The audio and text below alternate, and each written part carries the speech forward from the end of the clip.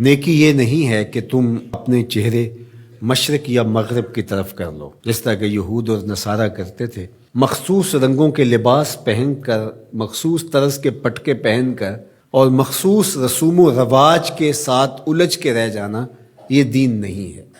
لیس البر، یہ نیکی نہیں ہے، ان تولو، کہ تم پھیر لو، وجوہکم، اپنے چہروں کو، قبل المشرق والمغرب، مشرق اور مغرب کی طرف، ولیکن البر من آمن باللہ، نیکی کیا ہے کہ کوئی اللہ پر ایمان لائے، اس کا دل اپنے رب کو مانے۔ تو نیکی کی حقیقت یہ ہے کہ آپ اپنے رب کے ہو جائیں۔ جب رب کے ہو جائیں گے تو پھر اس کے دیے ہوئے نظام کو آپ من و عن تسلیم کریں گے۔ اٹھنے بیٹھنے سے لے کر انداز معاشرت تک، امور سیاست سے لے کر طرز حیات تک، کاروبار سے لے کر نجی زندگی تک، آپ کی زندگی کا ایک گوشہ اپنے رب کے دیے ہوئے نظام کی مطابقت میں ہوگا۔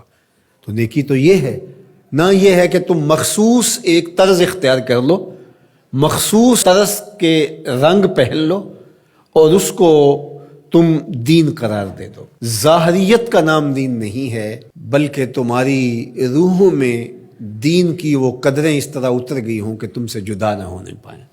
یہاں یہ بات بھی ذہن نشین رہے کہ جو ہمارے اعتقادات ہوتے ہیں ان کا ہمارے عمل پر، رویے پر، طرز زندگی پر ضرور اثر ہوتا ہے۔ عقیدہ ہمارے عمل کی بنیاد ہوتا ہے۔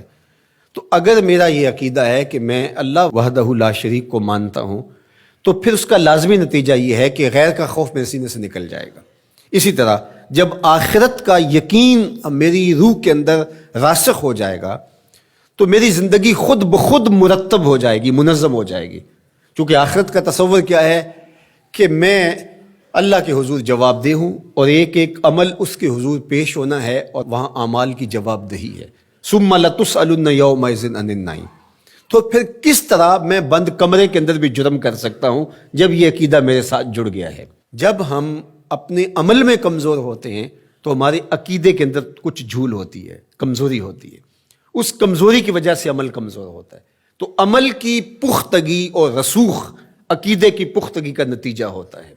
تو اس لیے سب سے پہلے جو چیزیں بیان فرمائی ان کا تعلق جڑا تھا عقائد سے۔ اب دوسری بات جو بر کی تشریح کرتے ہوئے ارشاد فرمایا، وآت المال علی حبہ ذوی القربى والیتامى والمساکین وابن السبیل والسائلین وفی الرقاب، اور مال کو خرچ کرنا علی حبہ، اس کی محبت کے باوصف۔ مال کی اگر محبت یا ضرورت نہیں ہے تو پھر اس کو خرچ کر دینا، صرف کر دینا، یہ کمال نہیں ہوتا۔ کمال اس وقت ہے جب اس کی شدید احتیاج آپ کو بھی موجود ہو۔ اس لیے صحت مند آدمی جو جوان بھی ہو اور اس کو ضرورت بھی ہو، اس کا صدقہ کرنا، اس کے صدقے کرنے سے بہتر ہے جو مخمسے کے عالم کے اندر جب موت و حیات کی کشمکش ہو تو وہ صدقہ کر دے، اپنا مال خیرات کر دے۔ عمومی طور پہ ایک مخفی دولت کی محبت جو ہمارے سینوں میں ایک حد تک موجود ہوتی ہے، اور وہ یہ ہے کہ جب اللہ ہمیں مال دیتا ہے تو بعض اوقات کچھ لوگ کہتے ہیں کہ ابھی میں اس مال کو بڑھاتا چلا جاؤں گا اور اپنی ساری ضروریات بھی پورا کرتا چلا جاؤں گا اور بہت حجم ہو جائے گا تو پھر اس سے کوئی بڑا کام کروں گا۔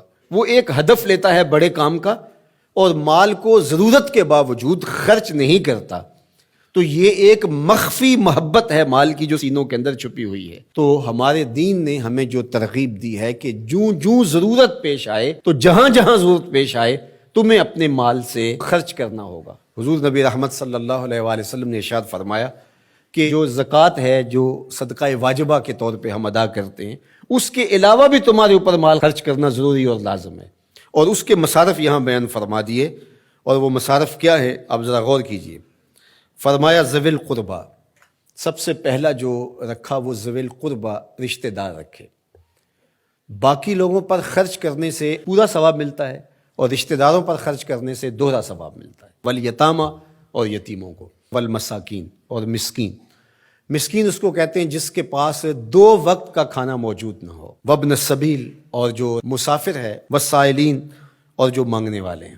تو اگر اس کے پاس 2 وقت کا کھانا نہیں ہے تو وہ اگر مانگے بقدر کفاف اور 2 وقت کا کھانا مل جائے تو پھر مانگنا ترک کر دے تو اس کے لیے جائز ہے اور شریعت اس کو روکتی نہیں، اور ایسے شخص کو دینا ثواب بھی ہے۔ لیکن جو شخص جمع کیے ہوئے ہو، اس کے پاس موجود ہو، دولت بڑھانے کے لیے یا عادتاً مانگتا ہو، تو ایسے شخص کو نہ دینا چاہیے اور نہ اس کی حوصلہ افزائی کرنی چاہیے۔ وفی الرقاب، اور جو غلام ہیں ان کو غلامی کے بوجھ سے آزاد کرنے کے لیے مال خرچ کرنا. دور موجود کے اندر اگر کوئی قرض میں جکڑا ہوا ہے تو وہ بھی پھنسی ہوئی گردن ہے اس کو. اور میں سمجھتا ہوں کہ اس کے زمرے میں وہ شخص جس کی بیٹیاں جوان ہیں اور اس کے پاس کوئی رقم نہیں ہے کہ ان کی شادی کر سکے اور اس کی مدد کی جائے، تو یہ بھی اس سے ملتا جلتا حکم اس کے ساتھ یہ جڑ جائے گا کہ اس پھنسے ہوئے مجبور کی گردن کو چھڑایا جائے. وَأَقَامَ الصَّلَاةَ وَآتَى الزَّكَاةَ، اور نماز قائم کرنا اور زکوٰۃ ادا کرنا. وَالْمُوفُونَ بِعَهْدِهِمْ إِذَا عَاهَدُوا، اور عہد کو پورا کرنا جب وہ عہد کر بیٹھے. وَالصَّابِرِينَ،